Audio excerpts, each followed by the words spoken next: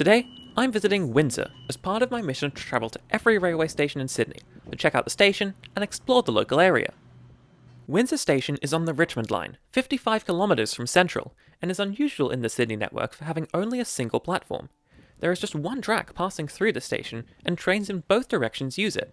The station is situated on a large curve of track, with the platform on the north side, meaning there's no entrance on the south side. The platform contains a brick station building dating from 1883, complemented by a much newer station building which contains the entrance. The contrast between these buildings is significant, but both structures are attractive. There is also a bus interchange here. After looking around the station, I went for a walk around the local area. One thing that surprised me walking around Windsor was that it felt like walking around a country town, and that's because it basically is. Windsor was the third British settlement established in Australia, and grew as a hub for agriculture in the Hawkesbury River area. It's only relatively recently that the Sydney suburban sprawl has started to get close to it. Some distance north of the train station is the town centre, and this contains a variety of shops and a shopping mall. A section of George Street here has been pedestrianised, which is pretty nice. From here though, I turned around to head east to Macquarie Street, a noisy road where most of the traffic through Windsor has been redirected to.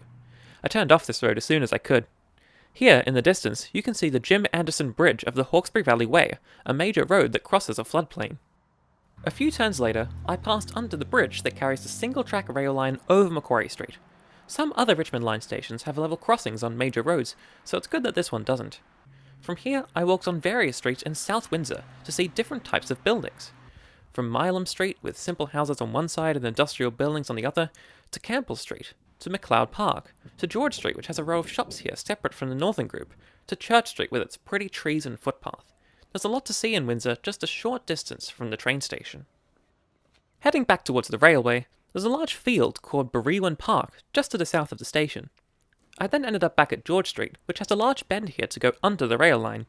From here, you can walk up some stairs or a ramp to access the train station. And with that, I finished my walk around Windsor and can tick the station off the list of stations I visited. There's so much history in Windsor, and it was nice to walk around it. Thanks for watching.